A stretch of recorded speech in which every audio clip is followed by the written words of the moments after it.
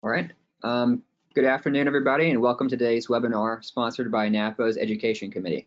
I'm Dr. Josh Scallon. I'll be moderating today's session. We're pleased to welcome our speaker, Dr. Karen Christman, professor at the University of California, San Diego. She'll present her talk, Injectable Extracellular Matrix Biomaterials for Translational Regenerative Engineering.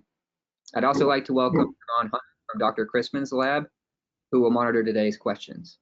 Before we begin, I'd like to remind you all that NAVBO activities are now easily found in the calendar of events on our new website. Please be sure to register for some of our upcoming events. Throughout the presentation, please type your questions in the question box in the control panel. I'd like to emphasize that you can do this during the presentation. You don't have to wait till the end. These questions will be answered at the end of the presentation, and after those questions are answered, provided there is time left, attendees will be able to ask any additional questions in real time. If you have a question, raise your hand by clicking the hand icon on the left side of your control panel. You'll be recognized, and then please unmute your mic and ask your question. This webinar is being recorded for future use. So now I'd like to introduce Dr. Christman. Dr. Christman is a professor in the Department of Bioengineering and the Associate Dean for Faculty Affairs and Welfare in the Jacobs School of Engineering at UC San Diego. She received her BS in Biomedical Engineering from Northwestern University in 2000 and her PhD from the University of California, San Francisco and Berkeley Joint Bioengineering Graduate Group in 2003, where she examined in situ approaches to myocardial tissue engineering. She was also an NIH postdoctoral fellow at UCLA in the fields of polymer chemistry and nanotechnology. Dr. Christman joined the Department of Bioengineering in 2007 and is a member of the Institute of Engineering and Medicine at the University of California, San Diego. Her lab focuses on developing novel biomaterials for tissue engineering and regenerative medicine applications, and has a strong translational focus with the main goal of developing minimally invasive therapies for cardiovascular disease and women's health. Dr. Christman is also a co-founder of Ventrix Incorporated and Curios Technologies Incorporated. Welcome, Dr. Christman. Feel free to take it away. All right, thank you. Thanks very much for the introduction, also the invitation to speak here today. So first, my disclosures, as mentioned, I am co-founder of two companies, Ventrix and Curios. I will talk about some of the work related to Ventrix today.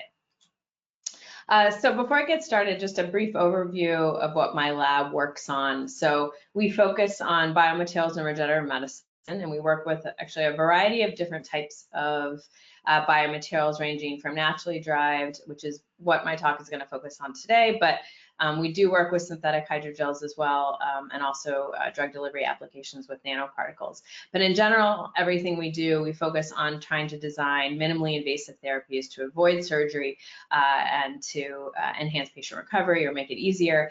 Traditionally, we focused on cardiovascular disease, so treating myocardial infarction, which I'll talk about mostly today, as well as peripheral artery disease. And then I won't talk about it today, but we, for the past 5 years, have also focused on some applications in treating pelvic floor disorders in women's health applications. But today, mostly I'm going to talk about the heart, and then at the very end, I'll talk a little bit about work we've gone into more for systemic inflammation related to COVID. So for myocardial infarction, I think probably everybody's well aware that we have a huge problem in this country and the rest of the Western world. So there's about 1 million Americans who have a heart attack every year. Of those who have survived, 2/3 do not make a complete recovery, meaning they have suppressed cardiac function. And right now, there are no really effective therapies that prevent what's called this negative left ventricular remodeling process, where the heart expands and dilates and then can no longer pump blood effectively, leading to heart failure. And so there's really a big need to develop new therapies, because right now you have pharmaceuticals to help reduce load on the heart, and then in stage you have heart transplantation or left ventricular assist devices, which have obvious downsides. So my lab has been very interested for a long time in developing therapies that really span all of these patient populations, ranging from acute myocardial infarction, meaning shortly after somebody has a heart attack, to all the way to chronic heart failure. So in thinking about what the environment is that we're trying to deliver therapeutics, if you think about what you're injecting into, particularly in an infarct that's at least a couple of weeks to a few months old, really especially as it moves into the more subacute and chronic phases, really what you're injecting into is a dense collagen scar. So here's just an H&E to show you that you have this, dense collagen fiber. So the microenvironment in the infarct area is abnormal, not only in terms of biochemical cues, but also biophysical cues. And so I think it's not too surprising that, a lot of the field had initially, a couple decades ago, really gone after delivering cell therapy, initially more adult progenitors, and it didn't work that well. And I think it's not too surprising because you're injecting into this type of environment with, again, these abnormal microenvironmental cues. And so we took kind of the opposite approach to cell therapy and thought about, we're a biomaterials lab, so thinking about how we could design a biomaterial to recreate this microenvironment, to create a more healthy microenvironment that endogenous cells could then migrate into, repopulate, and heal essentially the wound that's created with a heart attack. And so the initial material we developed for this is what we call our myocardial matrix hydrogel. So what this is essentially an injectable hydrogel derived from decellularized myocardium. So we take porcine hearts, we actually just isolate the left ventricle, we chop it up into small pieces and stir it around in a detergent to decellularize it. We then lyophilize it and mill it into a fine powder, and then enzymatically digest it with pepsin to get it to go into a liquid. And so once you have this liquid, you can adjust the pH and salt concentrations to physiological levels. And then once you injected it back into tissue, the arrow here is pointing to our myocardial matrix hydrogel. Once it's injected in, it reassembles back into a porous and fibrous scaffold that's actually quite similar, not identical, but quite similar in terms of pore size and fiber diameter to the original cardiac extracellular matrix. So this inset here is this stage here with just post-decellularization. Post-decellularization, but without the processing.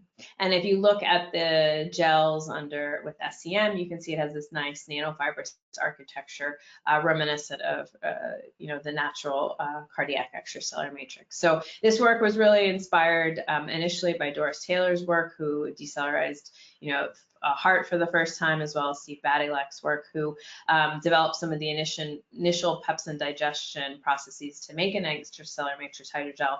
We just optimized the approach specifically for the heart, and particularly optimized the digestion and digestion conditions, as well as concentration, to enable catheter delivery. So delivering something minimally invasively to the heart, a lot more difficult than just delivering something minimally invasively sub-Q or IM, intramuscular. So what this involves is you have to insert a catheter into the femoral artery. It's snaked up through the aorta, and then you're actually inside the ventricle here. So there's going through the aorta, you're in the ventricle, and then you can have a needle that's at the end of this catheter that can be deployed and retracted, and then you can inject multiple times. So it's got to go through this long catheter at body temperature, cannot gel within the catheter, then obviously needs to gel within the tissue, and then also importantly needs to be hemocompatible as well, because you're injecting into a beating heart. No matter how great the physician is, you're always going to get some leakage that comes out into the systemic circulation.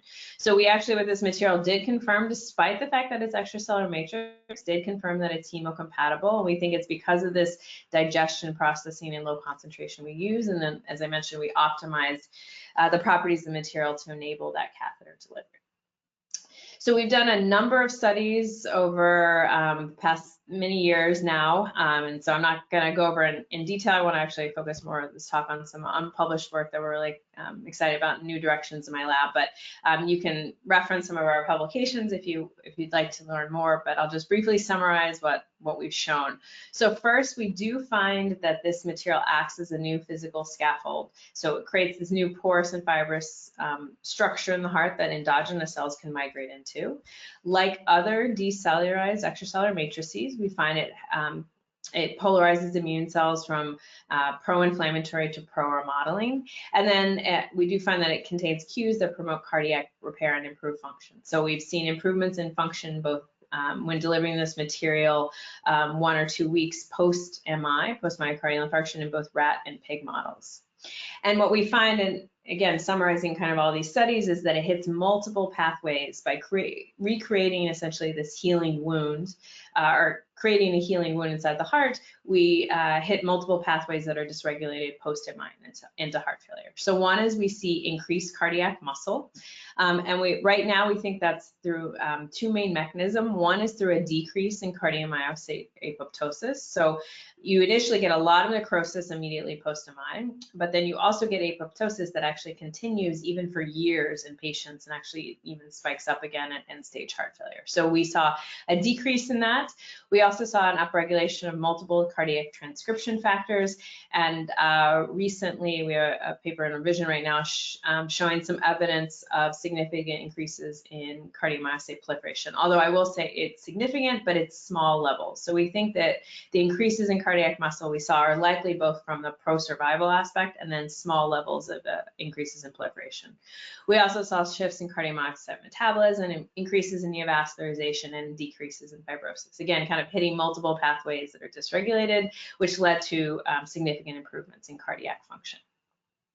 So all of that work, plus a ton of other safety studies that I'm not going over, including extensive evaluation of biocompatibility, potential arrhythmias, hemocompatibility, which I already mentioned, seeing no issues, that led to a phase 1 clinical trial that Ventrix, the company I co-founded, performed. So here's to give you an idea of what the material looks like from a GMP product. So a clinical grade product, it comes just as a lyophilized cake. You add sterile water when you're ready to inject it, and then you can deliver it through that transendocardial catheter approach that I just mentioned. So where you're in the ventricle, left ventricle, and then you have a needle at the end and performing injections.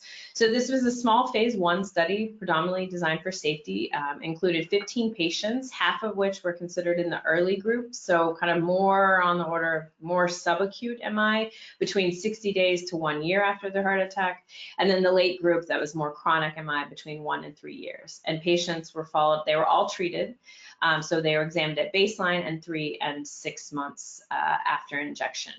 Again, small phase 1, predominantly, looking for safety and feasibility, but we also did look for measures of improvement for function.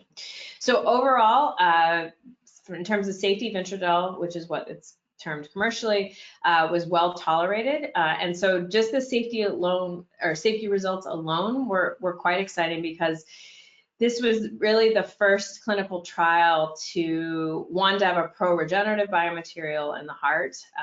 The other material that had been delivered only was alginate and was trying to go after more structural support. And 2, this was the first ECM hydrogel that had been delivered into any tissue in patients. So while decellularized ECM patches or ground powders have been used for a lot of surgical applications, no digested ECM hydrogels, at least to our knowledge, have been applied in patients. So we're able to show safety in the heart, which is obviously a very high-risk organ. So I think this opens up the potential to really expand this type of technology in all locations all over the body if it's going to be safe in the heart, which the heart does tend to mount a pretty vigorous immune response to biomaterials compared to other tissues. So safety was good and encouraging, and again, that was the design of the study, because it's only a phase 1 study without a control group. But of course, we did look at hints of efficacy, comparing patients to baseline, and we found significant improvements in 6-minute walk score, or walk test, which is basically how far a patient can walk back and forth in the hospital in 6 minutes. And we saw clinically significant levels of improvement at 3 and 6 months. We also saw decreases in the New York Heart Association heart failure classification, which is a symptom score by physicians, so a decrease is an improvement. And then we also performed MRI on the patients at baseline at 3 and 6 months, and at 6 months, 80% of patients either maintained their end-systolic or end-diastolic volume or had it improved. So as I mentioned before, after a heart attack, you'll have negative left ventricular remodeling where the ventricle will dilate. So you want basically to stop that process, or the best case, reverse it and have smaller volume. So we found that in 80% of patients. So that was encouraging.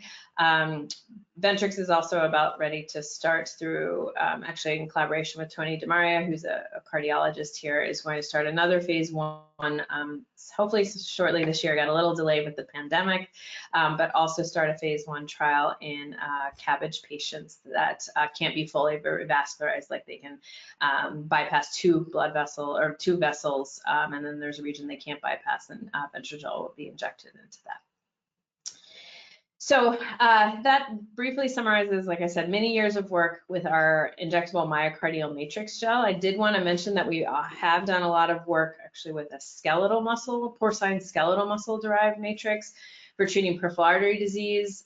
We're getting pretty close in the next 2 months probably to file a pre-IND, and so hopefully then file an IND later this year for treating intermittent claudication. We also have been using that material for treating pelvic floor disorders and have some great data on trying to regenerate pelvic floor muscles that are damaged during birth injury. And hopefully, pushing that towards translation in the future. So we have a lot of nice data with the material alone being kind of immunomodulatory and pro-regenerative. We've also shown that you can use these materials to improve cell delivery and by other drugs or biologics, for example, growth factors, because it retains the native sulfated glycosaminoglycans that are naturally in extracellular matrix and naturally bind growth factors. You can use that to your advantage if you want to deliver a sulfated or a heparin binding growth factor, because it will bind to the sulfated GAGs. But I think right now, from a translational standpoint, we've been focusing mostly on the material alone approaches, because really, I think you have to think about the cost benefit analysis of adding these other biologic therapies, which would significantly increase the cost. So to give you an idea about the vial to treat a patient for the heart, initially was about $500 per vial. So relatively cheap, especially compared to something like a cell therapy. So that's our kind of brief summary of our work on our original extracellular matrix hydrogels. For the rest of the talk, I wanted to talk about some new directions we've been going in the lab that really started because we were trying to think of ways that we could, we saw great results with these ECM materials, but we wanted to think of ways we could deliver them even less invasively. So that transendocardial approach is great compared to, say, surgery. But because it's done under just mild sedation, like you go to the dentist and you have a sedation for procedure, similar type of thing, patients can go home relatively quickly compared to surgery, but there are some downsides. So one, that injection approach where you're injecting directly into the heart has potential to set off arrhythmias early on. So patients, and nothing to do with the material, like delivering cells, whatever, just poking the heart with that needle has concerns with arrhythmia. So when we went to the FDA, for example, for the phase 1 trial, they were pretty concerned for the first 30 days when patients tend to be more arrhythmogenic. Also, there's a risk of ventricular rupture within really the first week when you have high or upregulated matrix metalloproteinases.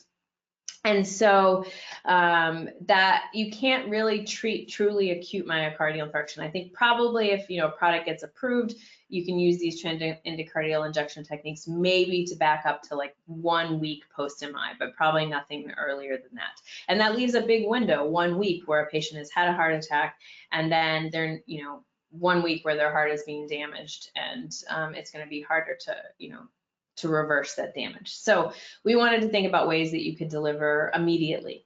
And so one way you can do that is through an angioplasty balloon. So when they go in, so post-MI, most patients get an angioplasty where they go in with a balloon, blow it up, open the vessel, and then they'll put in a stent. At the same time, you can use that balloon, blow it up transiently for, say, 30 seconds at a time, and then infuse the material distal that into the vasculature. And this is actually how alginate was delivered into the heart in a clinical trial and in preclinical studies that took advantage of the leaky vasculature. So post-MI, for about the first week, there's leaky vasculature because of the inflammation and ischemia, very similar. So you'll get essentially the EPR effect like you hear about in tumors, but also get this in MI. So we wanted to see if we could design an extracellular matrix material that can do a similar thing, take advantage of the leaky vasculature. And unlike alginate, which will cross-link because of the high calcium concentration, we wanted to see if material could go in through the leaky vasculature and become concentrated and then gel. So what we, of course, are starting with is our extracellular matrix hydrogel that has the steps I just showed you previously, with chopping up into small pieces, decellularization, lyophilization, the pepsin digestion step.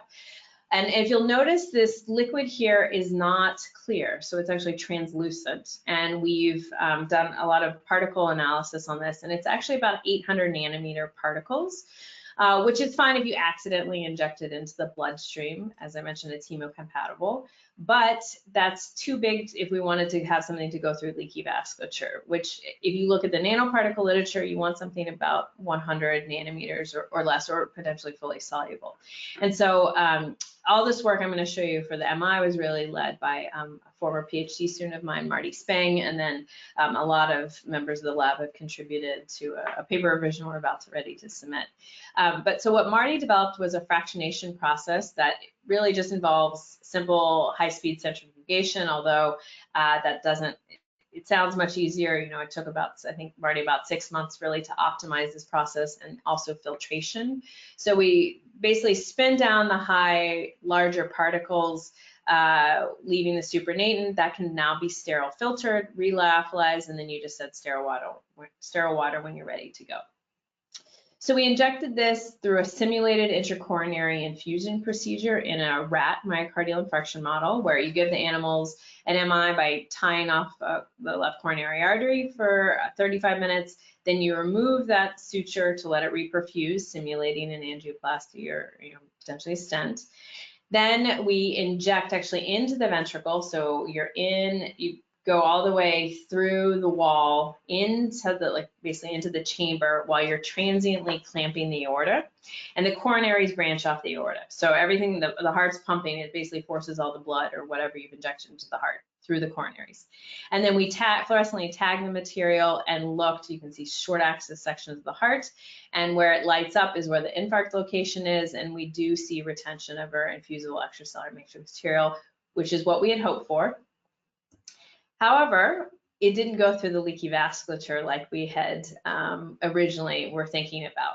So what we found, in fact, is that when Marty went and did confocal imaging, is that we see it actually binding in the gaps between leaky endothelium, or kind of coating the leaky endothelium. So here is more microvasculature and capillary level. We never saw it occluding. We really saw it kind of binding in the gaps of the leaky endothelium.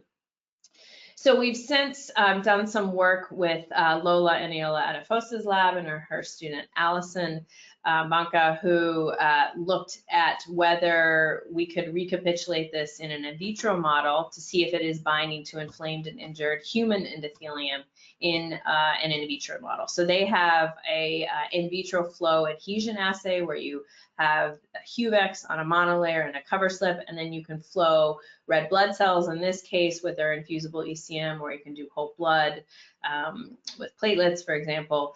And so they injure the endothelium either with a scalpel score, which still leaves the underlying extracellular matrix that the cells have secreted, or use TNF-alpha to essentially inflame them. And what we found, both at low and high shear rates with the scalpel score, low TNF-alpha plus scalpel, and then a high TNF-alpha concentration, that we got basically binding of the extracellular matrix, particularly, or of our infusible extracellular matrix, particularly in areas where the extracellular matrix is exposed. So right now, that's where we think how it's likely. We still have a lot more studies that we need to do, but we think it's likely binding to the exposed extracellular matrix that occurs when you get leaky endothelium or inflamed endothelium.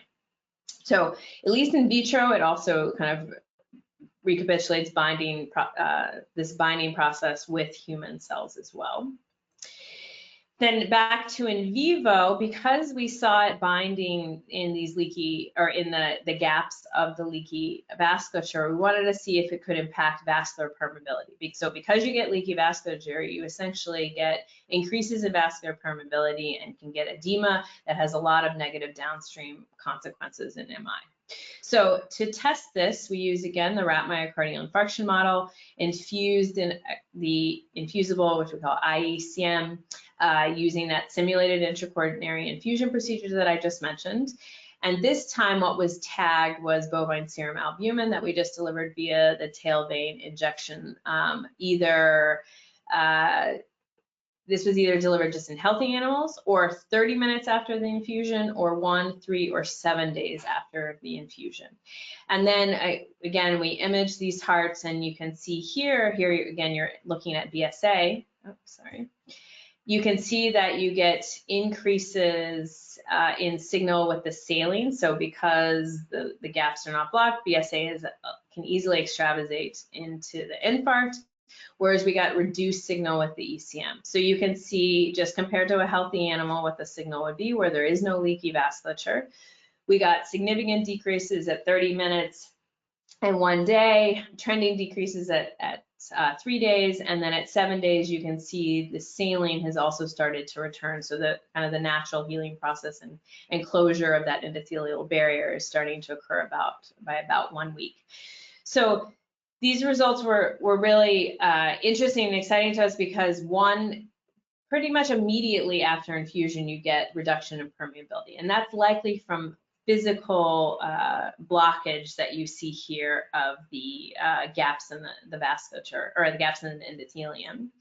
But we also saw it at 1 and 3 days. So what we found is when we did a degradation profile experiment, the material is really gone by about 3 days, and a lot of it is gone by 1 day. So even when the material has degraded, we're still seeing these decreases in permeability, which suggests we're able to accelerate vascular healing and closure as well. And as I said, edema and increases in permeability have a lot of negative consequences, such as leading to cardiomyocyte apoptosis with MI. So we also performed a cardiac function experiment using MRI, again, in the rat model, where we do the MI, the IECM infusion, and then we looked at MRI, the hearts with MRI 24 hours later. And so you can see in red here is saline, in blue is the infusible extracellular matrix. And even within 24 hours, you see already significant decreases in diastolic, so end of relaxation, and in systolic, end of contraction, as well as trending increases in ejection fraction. And that difference was maintained out to 5 weeks. So as you can see, it looks like most of the improvements we see are early on, and then that change is maintained. So essentially we're setting up these animals with a better baseline in terms of cardiac function and left ventricular volumes. And I think that makes sense given we see the material, is degraded over the first few days. And so we also looked to see what's happening at the gene expression level in these hearts using nanostring. So because the material, as I said, is degraded over about 3 days, we looked at acute time points when the material was still present to see what was happening. So this is just summarizing at 1 day and 3 days after infusion. What we see is really impact more on, endothelial cells, so nitric oxygen metabolism, ROS metabolism, vascular development, and then also immune, so decreases in IL-6 production. So based on this, I think it makes sense, that we see the material, unlike the injectable ECM hydrogel that's actually going inside the infarct, here the material is staying in the vasculature and the gaps in the leaky endothelium. So it's really just interacting with the endothelial cells and then likely the immune cells that are infiltrating the material as well. So I think, it makes sense that this is where we're seeing the impact. And then if you look at histology, what we find is that it does impact early on the density of macrophages. So likely by creating that barrier and decreasing vascular permeability, we do at 3 days see decreases in macrophage density. We also see decreases in cardiomyocyte apoptosis. And then if you look at the endpoint at 5 weeks, we do see increases in arterial density. So again, it's likely impacting the endothelial cells, and then secondarily, and as well as the immune cells, and then secondarily, because of those effects, leading to some improvements in cardiomyocyte survival. So lastly, with this, we also have now done our first pig study with this material. So the more translational model where we can actually deliver it with the same catheter that would be used in patients. So here what we do to create an infarct, you actually just blow up that same balloon for 90 minutes, create the infarct, you reperfuse again to simulate the angioplasty, and then we use that same balloon to blow it up transiently, 30 seconds of time, to infuse the material, and then use echocardiography here to image the hearts at 1 week later, as well as 8 weeks later. And so what we saw are basically similar trends to what we found in the rat model, where we're getting decreases in volumes in the pigs as well. So I think this does have potential for translation, and that's something we're very much pursuing. So with our new infusible extracellular matrix, this can now open up, I think, delivering different types of ECM hydrogel. So we worked with the cardiac material, which I'm going to show you moving ahead. We've done that as well, but we've also made this from lung. I think essentially any extracellular matrix hydrogel that you can create, you can now create an infusible version if you want to deliver intravascularly. So this opens up a brand new delivery route for decellularized ECM biomaterials. We find that it reduces vascular leakage, accelerates vascular healing and closure of and restores the endothelial cell barrier. Found similar to the original extracellular matrix that it is immunomodulatory and is pro-survival. And because of this very different mechanism of action, in that it's really interacting, like I said, with this inflamed endothelium, we thought, maybe this has potential to treat other conditions besides myocardial infarction. So while it was an unexpected result in the beginning, like I said, we actually tried to design this material to go through the leaky vasculature. This result actually ended up being more exciting because we think it has now potential to treat other conditions where you have injured or leaky vasculature, which ends up being a lot of different conditions. So we've now tested this in a variety of different models, not as extensively as we have in the infarct model, but with Esther Kwan's group, who's faculty here in bioengineering at UCSD, we've looked at using with my student Miranda Diaz and her student Rebecca Kendall. Have you tested this in a mouse traumatic brain injury model? And again, showing that we get localization. So here, these are either saline or uninjured brains. And then you can see here the material localized to the area of impact in this model. And we've also found that it does reduce vascular permeability in the TBI model too. And then right now we're doing studies ongoing to determine functional and immune effects. One of my former postdocs also started looking at this in a pulmonary arterial hypertension model, where here you also have inflamed endothelium. This is much more of a chronic, or is a chronic condition, but you have inflamed vasculature across the lungs, and you can see here in the pulmonary arterial hypertension model, which is a monocrotaline injection model, we get significant increases in retention. We've also seen improvements in survival. And then lastly, the study that I will show some data with is in a mouse acute respiratory distress model. So 2 years ago, when there were a lot of calls for, COVID grants and supplements, we thought, it seems like that, again, this was 2 years ago, that one, COVID was creating a cytokine storm, which is still in the understanding, significant systemic inflammation, and it was emerging that it also would, which makes sense, have leaky vasculature across this condition. And so we applied to CIRM, the California Institute for Regenerative Medicine, for a small grant to see if we could test this, not with an actual virus model. We didn't have the capability, nor did really want to work with the virus, but using an LPS lipopolysaccharide model, which is known model for acute respiratory distress syndrome. And so with some former students and postdocs in my lab, Ray Wang, Ann Lyons, and Ryan Middleton, in collaboration with a critical care pulmonologist, Mark Hapikoski, we tested this and found, compared to healthy lungs where you get a little bit of retention, we got a really significant increase in retention in the lungs and actually other organs in this LPS model with the infusible extracellular matrix. So I'll show you a little bit of data on that model. We're trying to wrap up the studies for this filing now. But what we do for this model is, so you inject LPS 2 times, is basically a double hit, which creates severe systemic inflammation.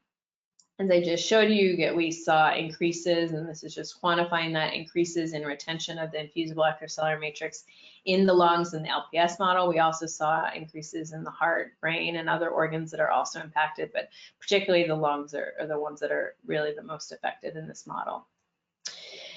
Then we did a comparison to saline, so where we're delivering via, in this case, just tail vein injection. So you actually, in the MI studies, we're delivering intracoronary infusion because we want to deliver as close to the area we want to treat as possible. But for this and all the other models, we're actually just doing a simple tail vein injection. So we think this type of therapeutic could be delivered intravenously. So we delivered saline or infusible extracellular matrix, looked at multiple organs, and then have been evaluating the immune response through a nanostring immunology panel as well as a multiplex ELISA. So just to give you a flavor of kind of what we're seeing in this model, is that in general, we're seeing a decrease in inflammation or kind of a shift from pro-inflammatory to pro-remodeling. So we got downregulation of multiple inflammatory markers, including IL-6, the IL-1 alpha, et cetera, with a nanostring. And gene enrichment showed modulation, again, of inflammatory cytokines, immune cell activation, proliferation, migration, and differentiation. So really impacting that systemic inflammatory response we see. At the protein level, here's in the lungs, we do see significant decreases, particularly in several cytokines, but particularly IL-6 in the lungs. And we see similar results. Again, the lungs are most impacted in this model, but we do see similar results in some of the other organs. And the nanostring panel is also showing similarly that we get modulation and inflammation in these multiple organs. So this model, you know, like I said, it can be a model for ARDS, so potentially like severe COVID pathology or sepsis, and potential, you know, patients when they just have this really severe inflammation as a way to kind of dampen this and potentially heal that leaky vasculature that occurs. So to summarize, with the infusible extracellular matrix, we now have a new delivery modality for decellularized extracellular matrix. As I mentioned, you know, in the heart, we can deliver via intracoronary. So I think this could be delivered via catheter if needed to wherever site. But the easiest thing is to just deliver intravenously. And so we haven't tested yet in the MI model whether intravenous delivery works as well as intracoronary, but it's something we're interested in doing.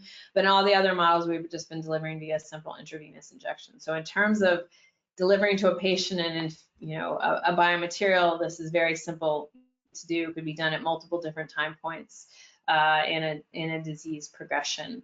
So we think it really opens up the potential to treat conditions differently, and also is really, I kind of think of this now as treating tissues from the inside out. So instead of really trying to treat the actual, you know, tissue itself, you're really trying to treat the vasculature to repair, then help repair the tissue. So what we've seen across the board so far in the different models that we've looked at, or where we've looked at this, is we see reduction of vascular leakage, again, the acceleration of vascular healing, immunomodulatory effects, as well as pro-survival effects. So we think this has potential to treat a lot of different conditions and something we're quite excited about pursuing. So, you know, as my title suggested, we're very focused on translation. So this is kind of what I view as our translational pipeline.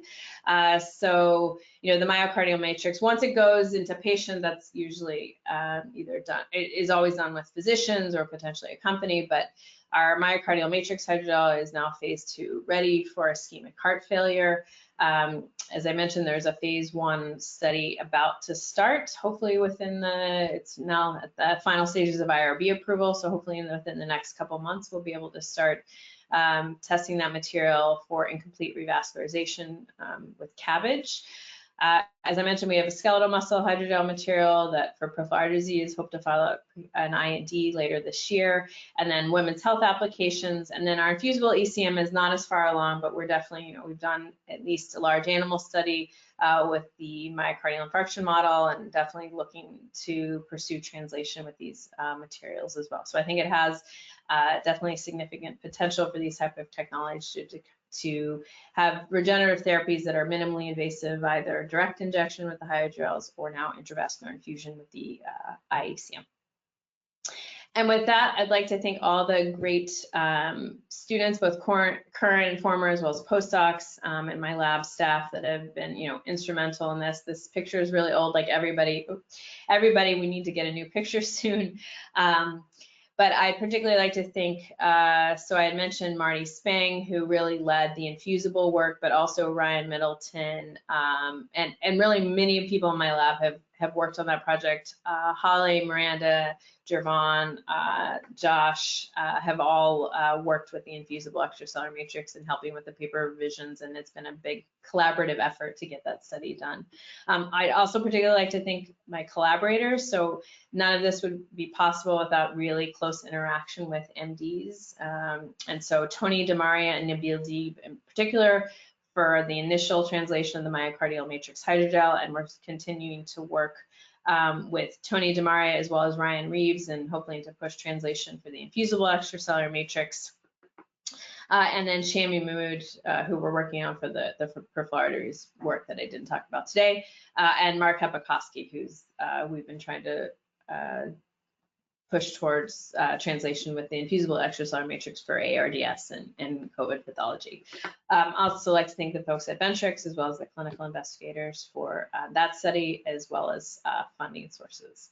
And last thing before I take questions, I just wanted to put in a plug for NPJ Regenerative Medicine. So I recently took over in January as co-editor-in-chief.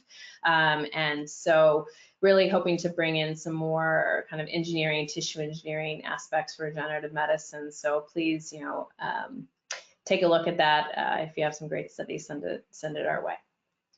So with that, just thank you very much, and I'd be happy to answer any questions.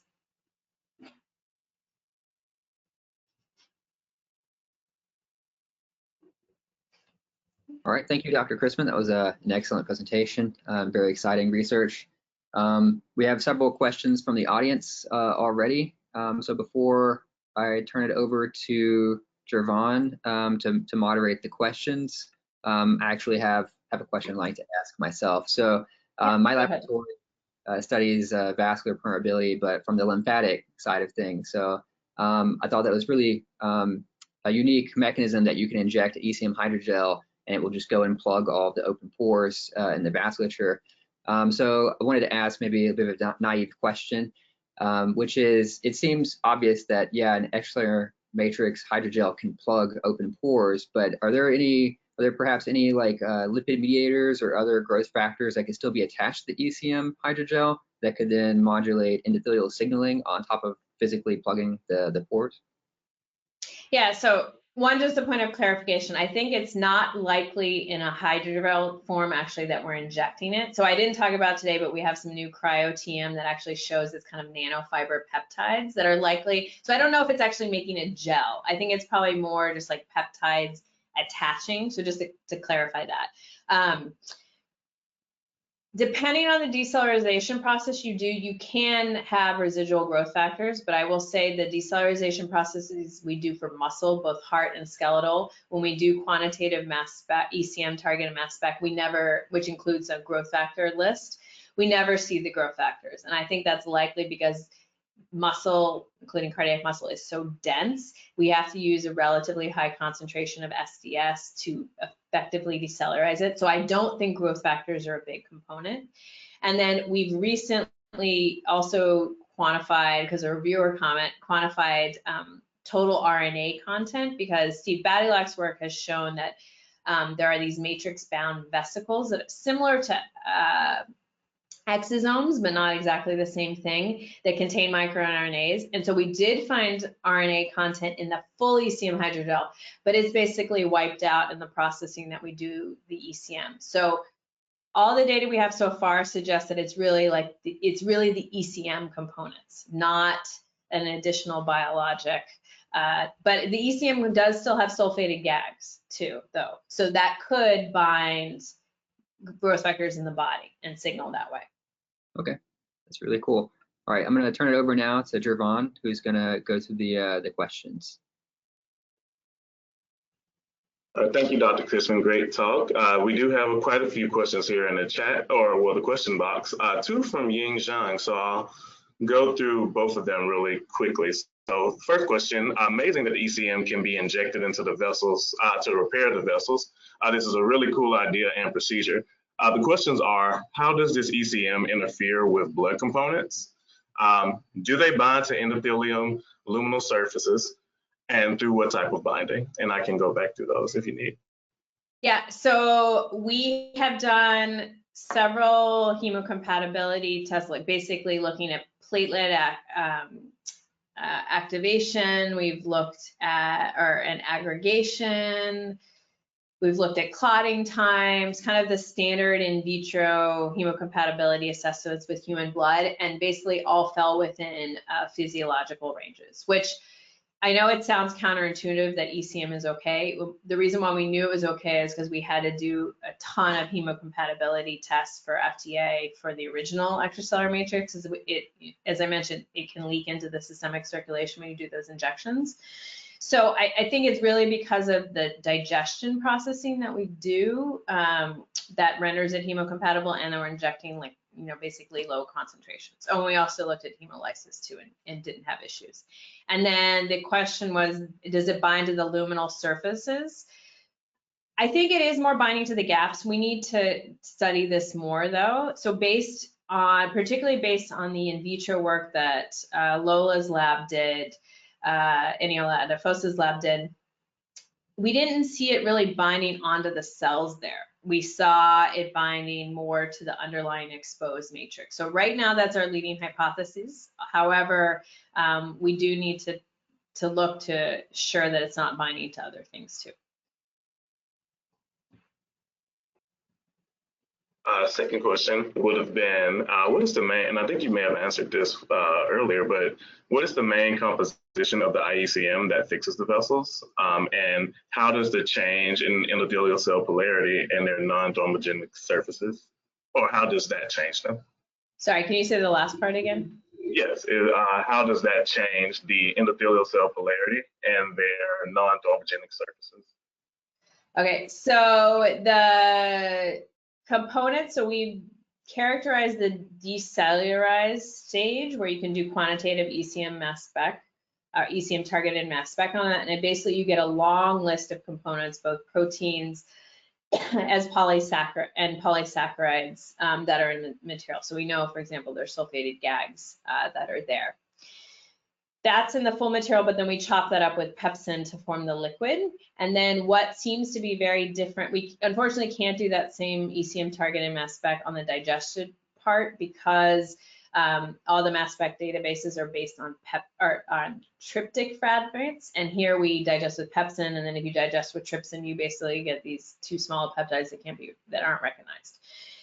But based on just a simple page analysis, what we're seeing is that it seems to be mainly like collagen 1 that we're removing on the page del. So I think that, and which makes sense because pepsin does not digest that well, whereas it can cleave other things. So I think that's what we're stripping out a lot of, and then leaving the rest of the extracellular matrix there.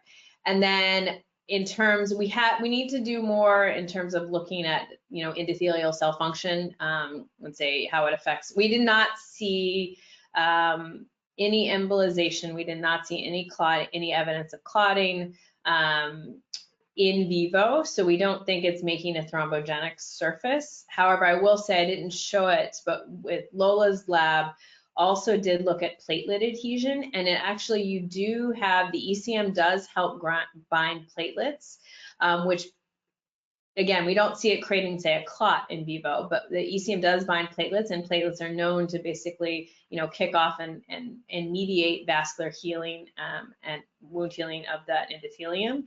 And so we think that may be part of how it's accelerating, but we don't see clot formation or any kind of thrombosis. Okay, from Jill Wayers, fascinating talk. With the injection of the IECM post-MI, since you are sealing the leaky vessels, could it also be used to reduce hemorrhage and hemorrhagic MIs or stroke?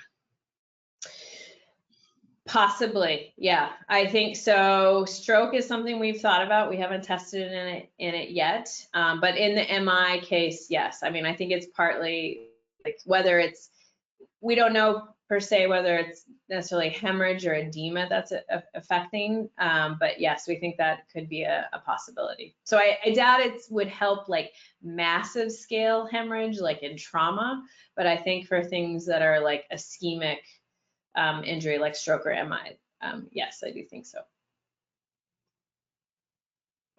Okay, and from Jan Vitasek, great talk. I wonder how have you standardized the IECM preparation to get reproducible quality? Yeah, so one thing that's nice about both the ECM hydrogel and then the infusible, which is derived from that, as opposed to the surgical products that are made of, that are ECM patches, we can pool, like in the case of an ECM patch, that has to come from one animal, right? Because they're cutting out a physical patch. The ours, we can pool multiple hearts together, so it's standard in my lab to do at least about 4 hearts or so or more. And then the GMP product has at least 20, I think, if not more hearts. So basically, one, you can do quality control. If a heart looks weird, any abnormalities, that's tossed.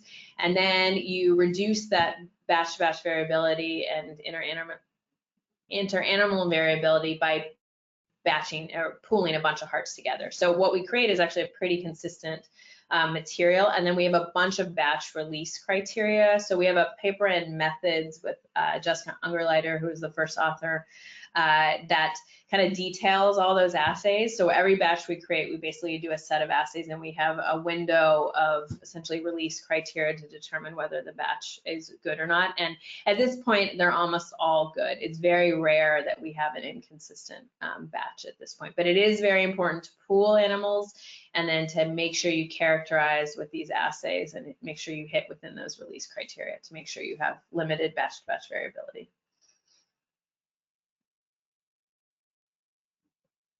Great. So not so much a question, but a comment, and I think anyone else can feel free to add any other questions that they have to the question box, but it was just from Ying Zhang again, just saying thank you very much. That could be an excellent way to make engineered vessels better as well. Yeah, that's true. That's an interesting idea. I haven't thought about that. All right, well, thank you both. I think now we have a little bit of time left over, so if anyone wants to ask a question directly, you can go ahead and raise your hand and unmute yourself.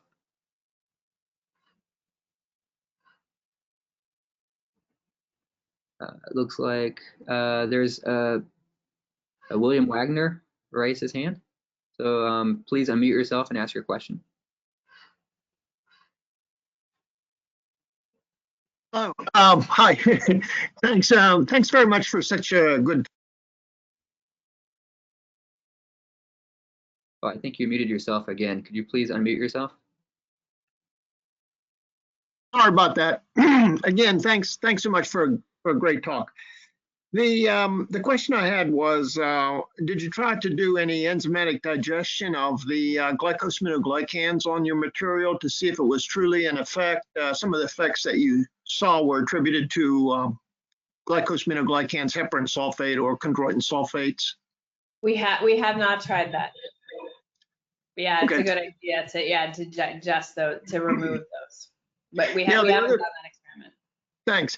The other short question was pertaining to some of the proteinaceous material that may be in your material, such as collagen. Do you see that some of that might swell and therefore participate in the permeability changes that you described?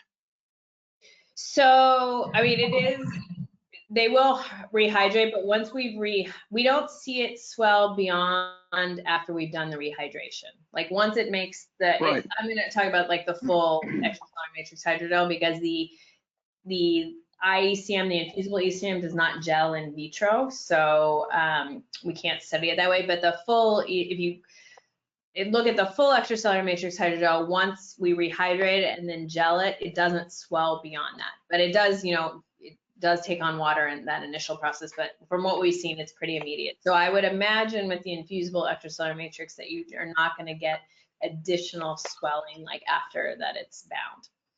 I see. Thank you very much. Sure.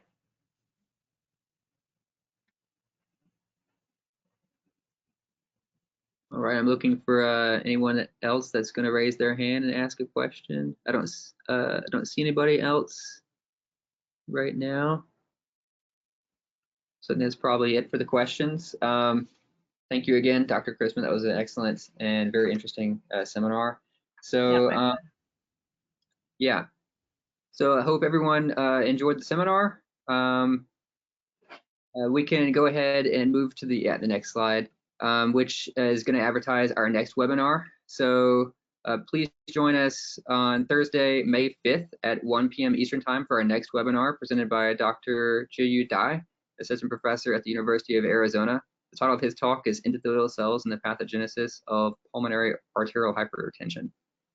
And you can look for more information on the NAVBO website. Thanks to everybody for joining us today. And thank you again, Dr. Christman. Yeah, thank you.